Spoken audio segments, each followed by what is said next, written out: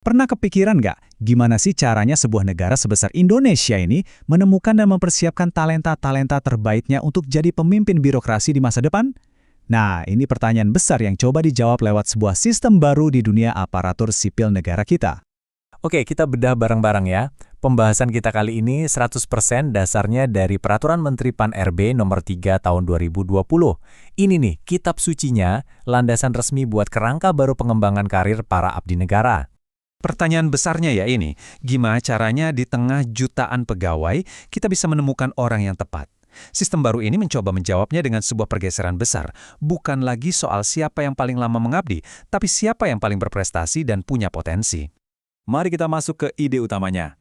Anggap aja pemerintah itu kayak tim nasional yang lagi cari pemain-pemain bintang. Nah, sistem ini adalah cara buat scouting atau berburu para pegawai berkinerja paling top di seluruh penjuru birokrasi. Ini dia, perubahan filosofi yang paling fundamental.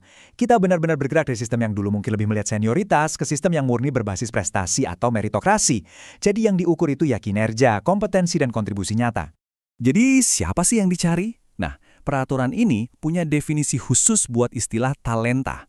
Gampangnya, mereka ini adalah para ASN pilihan yang setelah dinilai dianggap layak masuk ke dalam kader calon pemimpin masa depan. Nah, ini bagian paling menariknya. Gimana cara pemerintah secara sistematis bisa bilang, oh kamu talenta, kamu bukan. Mereka ternyata pakai sebuah alat ukur yang bisa dibilang cukup canggih dan objektif. Setiap ASN itu bakal dilihat dari dua sisi. Sisi pertama adalah kinerja. Ini soal seberapa bagus performa kamu di pekerjaan kamu yang sekarang. Sisi kedua adalah potensial. Ini ngomongin soal kapasitas kamu buat tumbuh dan berkembang di jabatan yang lebih tinggi nanti. Dan inilah dia alatnya, sebuah matriks 9 kotak atau yang sering disebut 9 box grid. Setiap pegawai setiap ASN akan dipetakan ke salah satu dari 9 kotak ini berdasarkan kombinasi skor kinerja dan potensi mereka. Dari semua kotak itu, ada satu kotak yang jadi incaran, jadi primadona, yaitu kotak 9. Nah, kuncinya di sini. Orang-orang yang ada di kotak 9 ini adalah para bintangnya birokrasi. Kinerjanya paling top, potensinya juga paling tinggi. Merekalah yang jadi prioritas utama buat promosi dan masuk ke dalam rencana suksesi di level nasional.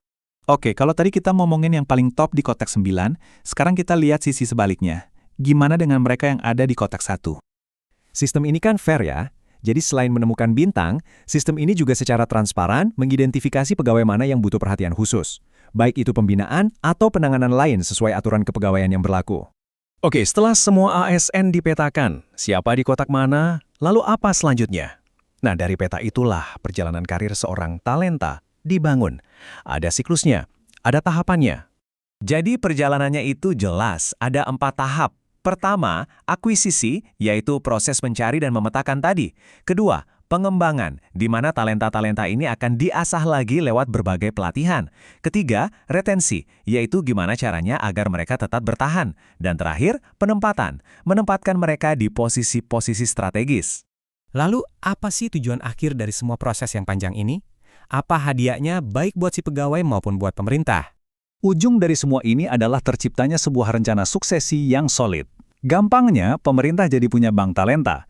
Jadi kalau ada posisi pimpinan yang kosong, nggak perlu bingung lagi, karena calon-calon terbaiknya sudah disiapkan dari jauh-jauh hari. Coba lihat tabel ini deh, kelihatan jelas banget kan hadiahnya? Kalau Anda ada di kotak 7, 8, dan apalagi 9, Anda otomatis masuk dalam daftar calon suksesor. Ini semacam jalur khusus untuk percepatan karir. Nah, ini bagian yang paling jadi terobosan. Aturannya bilang langsung loh, di pasal 27, talenta di kotak 9 itu bisa langsung lompat ke jabatan target. Ini benar-benar game changer karena bisa memotong jalur karir yang biasanya kaku dan panjang.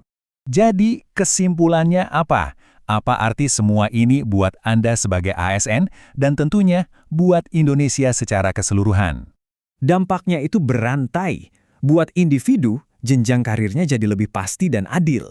Buat instansi nggak akan kehabisan stok pemimpin berkualitas.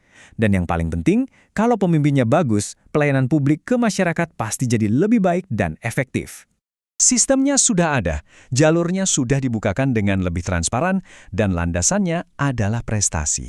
Pada akhirnya, pertanyaan pentingnya kembali ke diri kita masing-masing.